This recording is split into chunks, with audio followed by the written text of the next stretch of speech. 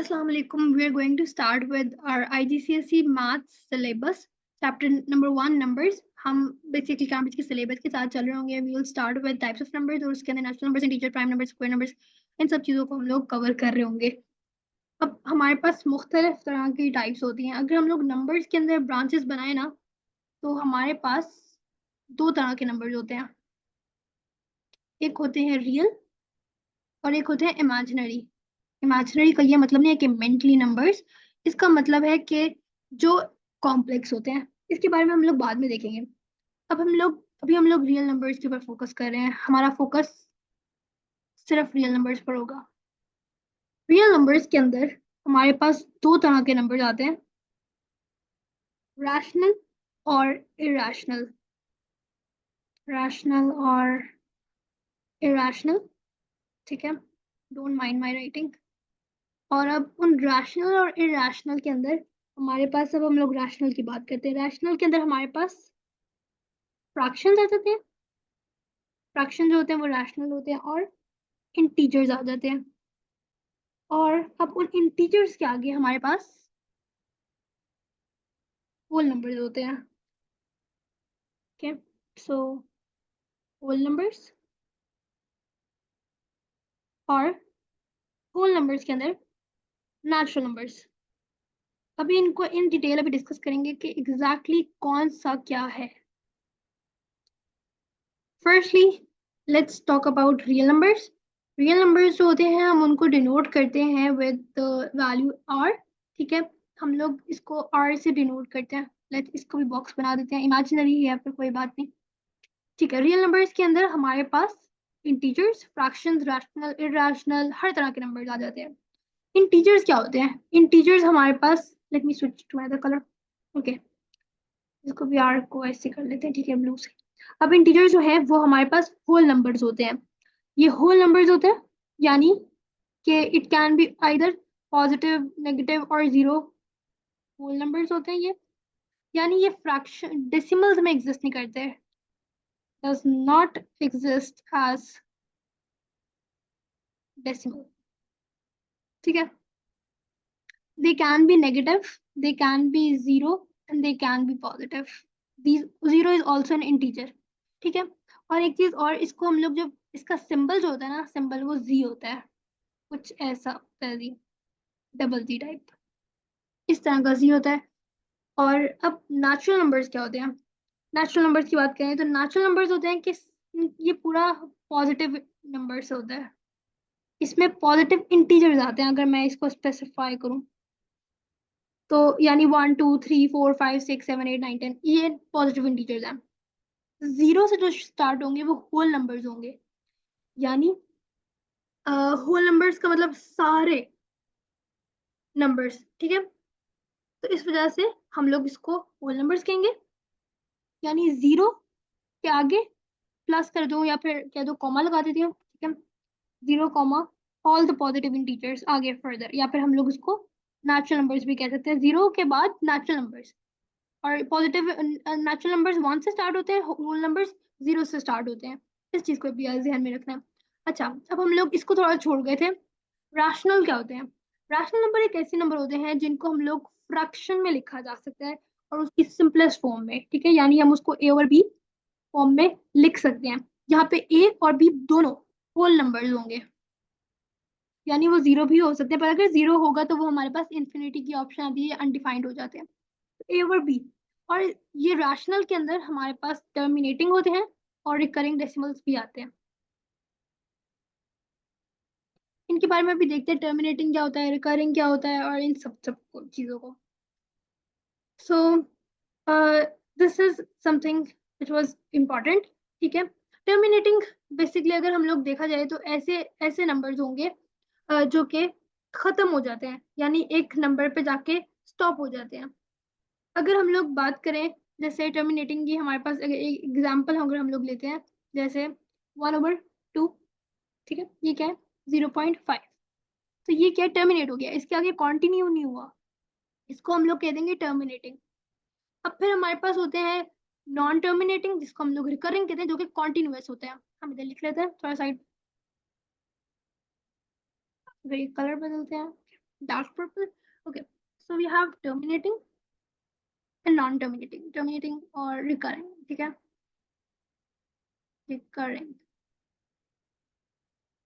Terminating की example जैसे हो गए जैसे 2.5, 3.28, 9.81. और अब रिकरिंग के अंदर या नॉन टर्मिनेटिंग के अंदर हमारे पास दो होते हैं, रिपीटिंग और नॉन रिपीटिंग. इसको गौर से देखना. तो इस राइटिंग का मैसअप हो रहा है but I hope you will understand what I am saying. So repeating जो है, जैसे फॉर एग्जांपल हमारे पास आता है 2.555555 एंड सो ऑन. तो इसमें क्या है, एक रिपीट हो रहा है. अगर ये भी रिपीटिंग होगा जैसे 1.321, 321, 321 ऐसे चलता जा रहा है एंड सो ऑन, ये खत्म नहीं हो रहा, तो इसको हम लोग क्या कहेंगे, ये भी, ये वाले नंबर्स तो रैशनल है ही हैं. हमने टर्मिनेटिंग की बात की, टर्मिनेटिंग जो रैशनल होंगे, रिकरिंग और रिपीटिंग, यानी जो कॉन्टिन्यूअस है और साथ में वो रिपीट हो रहे हैं, वो भी रैशनल है नंबर्स. पर अगर कोई नॉन रिपीटिंग हो रहा है, यानी अगर जैसे पाई की वैल्यू होती है, वो क्या है 3.142, नहीं 14,159 एंड सो ऑन. ठीक है, तो ये क्या है, एक पैटर्न नहीं बन रहा है इसके अंदर, तो ये नंबर्स क्या होंगे, इरेशनल नंबर्स होंगे. I hope this makes sense. और फ्रैक्शंस अगर हम लोग यहाँ पे देखें दोबारा, फ्रैक्शंस हमें पता है फ्रैक्शंस क्या होता है, 2/3, 3/5. ठीक है, ये सारे इम्प्रॉपर हो या प्रॉपर हो, फ्रैक्शंस फ्रैक्शंस होते हैं. ये रियल रियल के अंदर सारा कुछ आ जाता है. इरेशनल की भी हमने बात कर ली कि इरेशनल क्या क्या होते हैं हमारे पास. जो भी नंबर्स एग्जिस्ट करते हैं, तो जैसे पाई हो गया, ठीक है, हम उन सबको हम कह सकते हैं. और इसके अंदर अंडर रूट 10, जिसका अंडर रूट नहीं आ सकता, ठीक है, under root 10, under root 15, under root 2, कुछ भी. और जो कि नॉन रिपीटिंग होगा वो भी इरेशनल के अंदर होगा.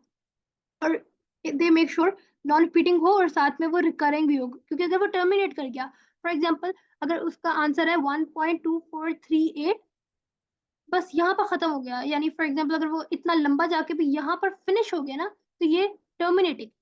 ठीक है, इस चीज को भी ध्यान में रखना है. Next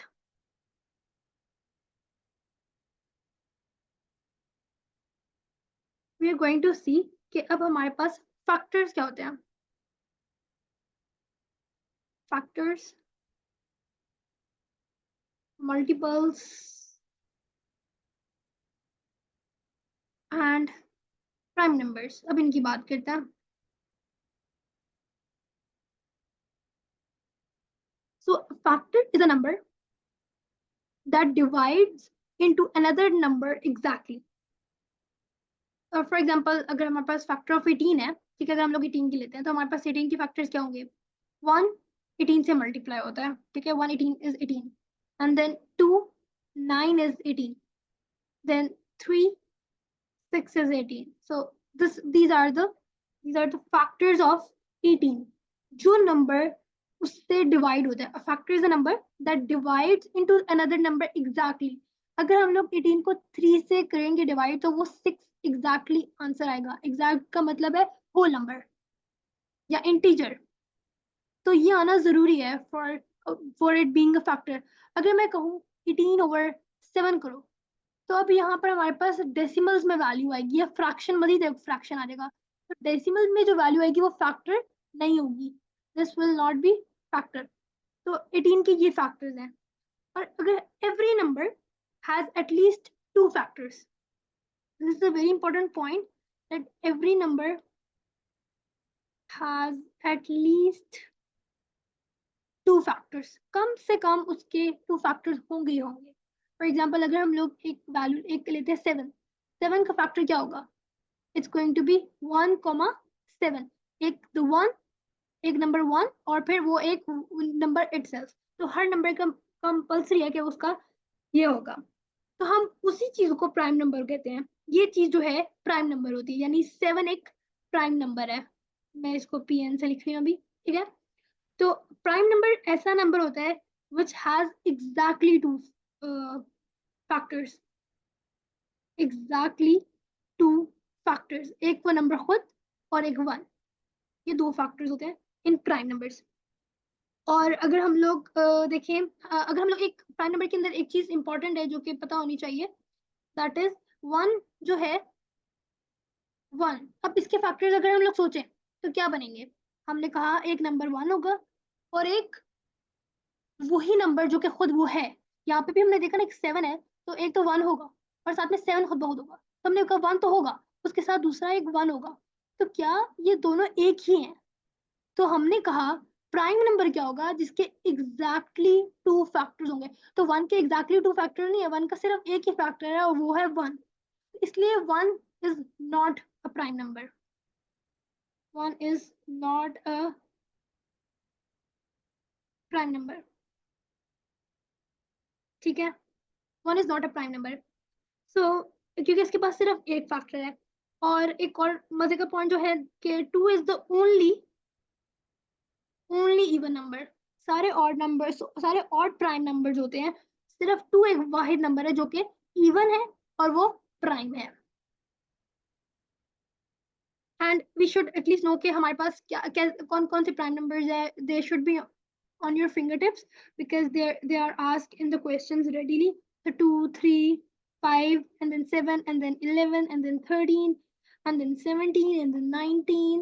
I think next one is 23, then 29. ठीक है, एटलीस्ट इतने तो आने चाहिए। ठीक है, आगे भी मुझे आ रहा है, पर मेरा एटलीस्ट इतने आने चाहिए प्राइम नंबर्स। उसके बाद अब मल्टीपल्स क्या होते हैं? मल्टीपल्स को हम बीच में छोड़ गए। मल्टीपल्स आर समथिंग जो कि नंबर टेबल में आते हैं, यानी कि if I let me change it to dark, okay. अब मल्टीपल्स की बात हम यहाँ पे करते हैं। So multiples are every non-zero number that has an infinite number of multiples, so they go on forever. In this we can say 2 into 1 is 2.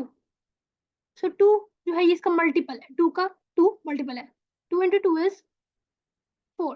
So 4 is the multiple of 2. 4 is the multiple of 2. ठीक है, similarly if we go for writing the multiples of 3, multiples of 3, तो वो क्या होंगे? 3, 6, 9, 12, 15, 15, फिर आगे so on 18 and सारे। तो ये मल्टीपल्स ऑफ 3 क्या होते हैं? जो उनके टेबल में आते हैं इन सिंपल वर्ड्स। सही है, जो एक number multiple is a number that is in the times table of another number. एक और नंबर के साथ उसके साथ जो हो रहा होता है उसको हम लोग क्या कहते हैं? Multiple. This is all you need to know about these things. Next, we have squares, cubes. Let's talk about these two first. Square number क्या होते हैं? Square number ऐसे नंबर होते हैं जो कि नंबर डिराइव होते हैं from multiplying the number itself. यानी अगर 2 है तो 2 को 2 से मल्टीप्लाई करेंगे तो वो नंबर हमारे पास आंसर जो आएगा 4। तो ये जो 4 है, this is a square number, right? So a square number is the number derived from multiplying a number by itself. Number था और उसको itself से मल्टीप्लाई कर दिया। यानी एक कॉपी है, एक बंदा है और उसको उससे मल्टीप्लाई कर दो, एक दो चीजों को मल्टीप्लाई कर दो आपस में जो दोनों डुप्लीकेट है, तो आपके पास क्या आ जाएगा? स्क्वायर नंबर आ जाएगा। सही है, तो अगर हम लोग 2 इंटू इज इक्वल टू 4 का है तो 4 जो है वो एक स्क्वायर नंबर है। अगर हम लोग कहते हैं x और इसको मल्टीप्लाई करते हैं x से, तब हमने क्या किया? एक नंबर लिया और उसको उसके साथ ही मल्टीप्लाई कर दिया, अपने कॉपी के साथ मल्टीप्लाई कर दिया। तो जो आंसर आएगा वो हमारा स्क्वायर नंबर होगा। अब ये स्क्वायर नंबर होगा तो हम उसको रिप्रेजेंट कैसे करते हैं? एक्स के ऊपर स्क्वायर, क्योंकि उसको 2 टाइम्स मल्टीप्लाई किया ना, तो हम लोग स्क्वायर लगा देते हैं। हमें जो स्क्वायर नंबर हैं वो भी आने चाहिए।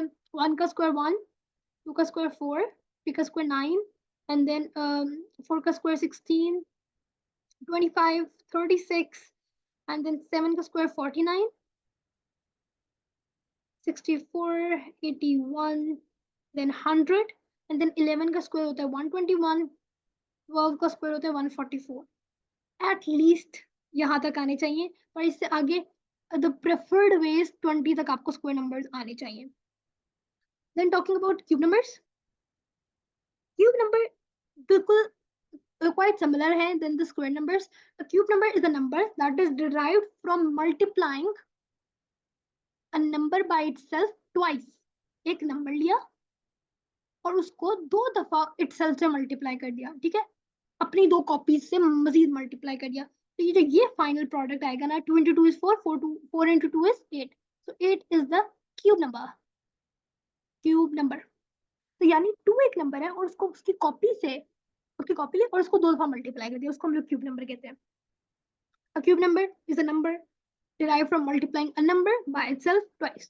For example, अगर हमने ये एग्जांपल की, तब हम लोग इसके अंदर अगर देखें, अगर हम लोग x को मल्टीप्लाई करते हैं एक दफा, एक नंबर लिया x और फिर उसको हमने 2 दफा मल्टीप्लाई कर दिया x से, और इसको रिप्रेजेंट करते हैं हम x क्यूब से। This is the representation. और एटलीस्ट कम से कम हमें पहले 5 एटलीस्ट आने चाहिए क्यूब नंबर्स। सॉरी 64 होता है, नॉट 65, एंड सो ऑन। इसको प्रेफर्ड ये है कि 10 तक याद किया जाए, ये 20 तक और ये 10 तक। And then lastly there is a similar thing जो कि थोड़ा डिफरेंट टॉपिक में इन डेप्थ पे टॉक के बारे में बात होगी, जिसको हम लोग इंडिसेस कहते हैं, या उसको इंडेक्स भी कहा जा सकता है। एक हो तो इंडेक्स कह देंगे, मल्टीपल होंगे तो इंडिसेस कह देंगे। तो इसको भी हम लोग ऐसे इसी तरह यूज करते हैं जैसे हम लोग स्क्वायर और क्यूब नंबर्स यूज करते हैं। तो इसको हम लोग क्या कहते हैं, हम लोग यूजुअली इनको ना इंडिसेस को पावर्स भी कहते हैं, एक्सपोनेंट्स भी कहते हैं। There are multiple names for it. For example अगर हमने किया है 2 को 2 into 2, सॉरी मेरा एक 2 गायब हो गया, अच्छा 2 into 2 into 2 into 2। तो अगर हम लोग इस पैटर्न को देखें कि जब हमने 2 को मल्टीप्लाई किया तो हमने कहा कि this is equal to 2 square. जब हमने 3 को मल्टीप्लाई किया हमने कहा this is equal to 2 cube. अगर हम लोग 4 मल्टीप्लाई कर रहे हैं तो that means it is equal to 2 raise to power 4। पर 2 रेज़ टू पावर 4 को हम लोग कोई नाम तो नहीं ना कहते, यानी इसको स्क्वायर कहते हैं, इसको क्यूब कहते हैं, उसको कुछ 4 क्यूब कुछ भी नहीं कहते, 4 ट्यूब कुछ भी नहीं कहते, ठीक है ना। तो हम लोग बस इसको कहते हैं कि 2 raise to power 4, 2 raise to the power 4, 2 raise to the power 4। These are important terms and you should be speaking them as it is, कि 2 raised to the power of 4, ठीक है। इसी तरह अगर मैं लिखती हूँ a into a into a into b into a into b, for example अगर मैंने इस तरह लिखा है, so you can rewrite it as a raised to power कितने a है 3, तो 3 into b raised to power 2, या फिर हम इसको कहेंगे a cube into b square, a cube into b square, या a raised to power 3 into b raised to power 2. Next, we have reciprocal. What is the reciprocal? Reciprocal ये होते हैं कि हमारे पास एक नंबर है द रेसिप्रोकल, और उसको हम लोग उससे ऑपोजिट कर देंगे, उल्टा कर देंगे, ठीक है। तो अगर हम लोग इसकी डेफिनेशन के बारे में बात करें तो हम लोग ये कह सकते हैं the reciprocal of a number is the result of dividing one by that number. Let's look at this again, ठीक है। अगर हमारे पास फॉर एग्जांपल एक वैल्यू है 1/3, इसका रेसिप्रोकल क्या होगा, इसको उल्टा कर देंगे, यानी जो 3 है वो ऊपर चला जाएगा न्यूमरेटर में, और 1 जो है वो डिनोमिनेटर में हो जाएगा। ये हमारे पास न्यूमरेटर होता है और ये डिनोमिनेटर होता है। तो न्यूमरेटर डिनोमिनेटर बन जाएगा और डिनोमिनेटर न्यूमरेटर बन जाएगा, तो 3/1 बन जाएगा। तो ये इसका क्या ले लिया हमने, अगर कोई 1/3 को कहे तो हम क्या कहेंगे ये उसका रेसिप्रोकल हो गया। यानी अगर 1/m है तो अगर उसको रेसिप्रोकेट करेंगे, क्या टर्म है, जब हम इसको रेसिप्रोकेट करेंगे तो m/1 बन जाएगा, और ये m/1 रेसिप्रोकल है, ठीक है। दीज आर द टर्म्स, इसको जरा गौर से सुनना चाहिए। अगर मैं लिखती हूँ 4, तो 4 का रेसिप्रोकल क्या होगा 1/4, और 1/4 को हम लोग इस तरह से भी लिख सकते हैं कि ये 4 रेज़ टू पावर -1 भी कहा जाए। इसको 4 रेज़ टू पावर -1 क्यों कहते हैं, इसकी लॉजिक भी पता होनी चाहिए।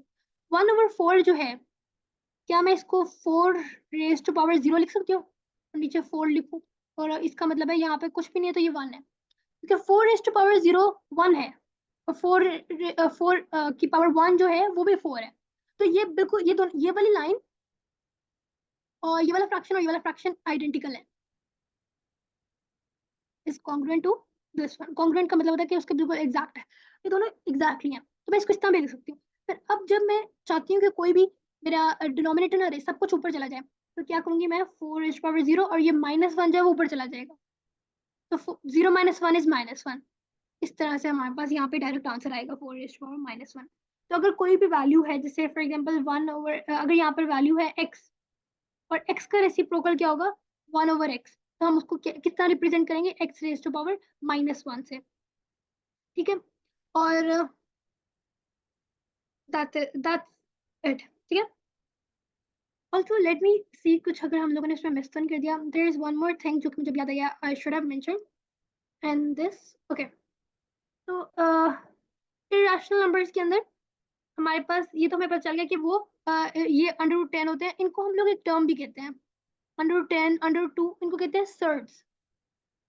जो ऐसी स्क्वायर रूट जो होती हैं वो ऐसे जो के डिवाइड होकर इटसेल्फ एक परफेक्ट नंबर नहीं बनता, हमारे पास परफेक्ट स्क्वायर नहीं होता।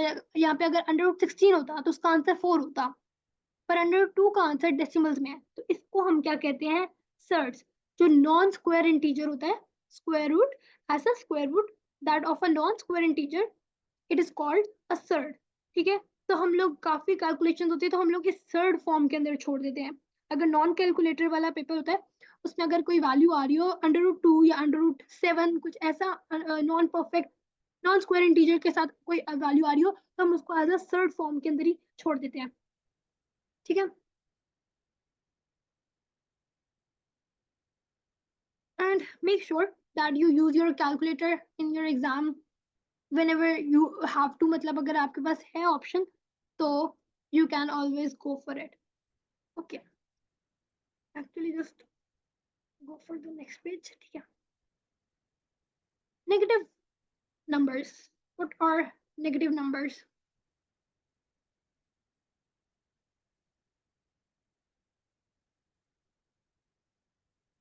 नेगेटिव नंबर्स बहुत सिंपल सी चीज है, but I just wanted to clear कि कोई चीज मिस ना हो from our syllabus content.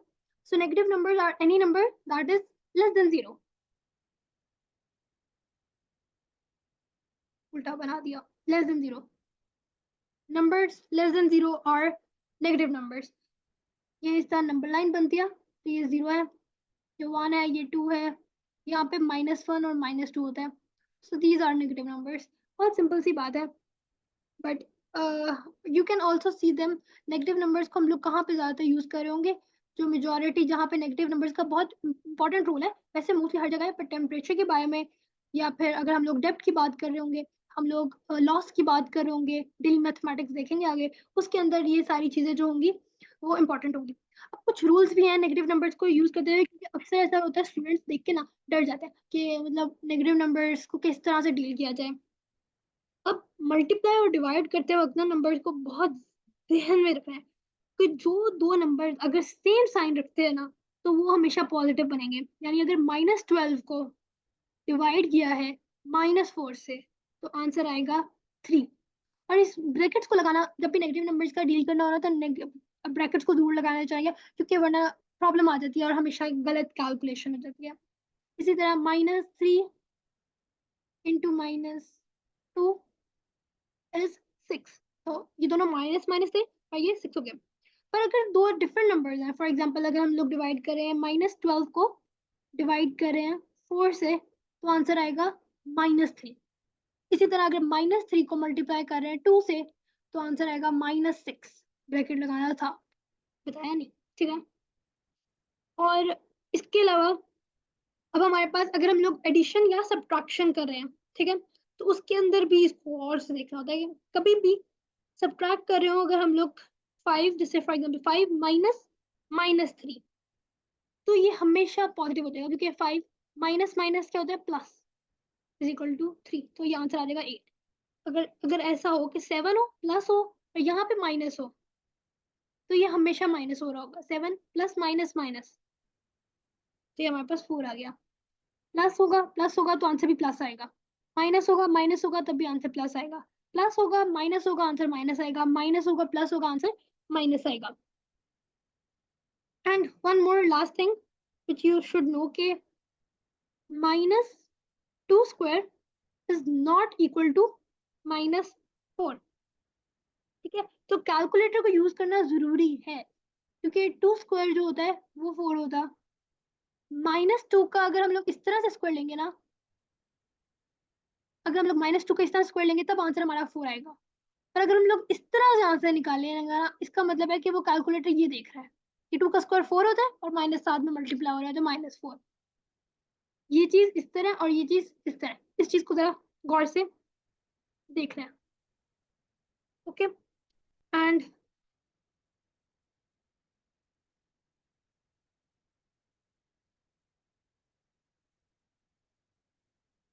Something else. Okay, अब हमें कौन कौन से मैथ्स के सिंबल्स हैं जो कि हमें पता होने चाहिए, जो कि इंपॉर्टेंट है. प्लस माइनस मल्टीप्लाई डिवाइड ये तो बहुत सिंपल्स हैं, ये सबको ही पता है. ठीक है, मैं फिर भी लिख देती हूँ. ठीक है, और इक्वल एक साइन होता है, एक अप्रोक्सीमेटली साइन होता है, इस साइन को कहते हैं अप्रोक्सीमेटली इक्वल.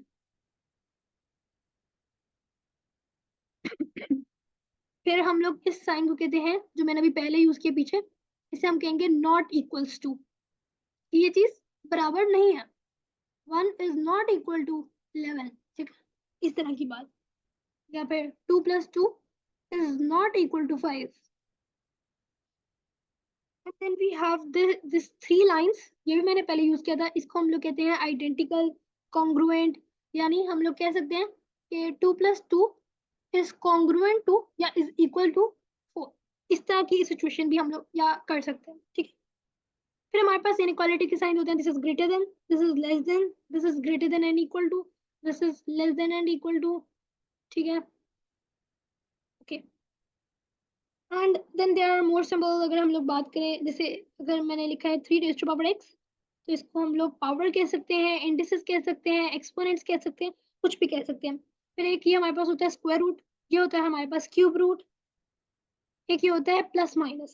प्लस माइनस ये हमारा यूज होता है यूजुअली स्क्वायर रूट के साथ. इसके बाद में बात होगी. और हमें पाई का पता होना चाहिए, और हमें ब्रैकेट्स, ये कर्ली ब्रैकेट्स, स्क्वायर ब्रैकेट्स, ये राउंड ब्रैकेट्स होते हैं, ये कर्ली ब्रैकेट्स होते हैं, और ये स्क्वायर ब्रैकेट्स होते हैं. And we should also know the BODMAS rule.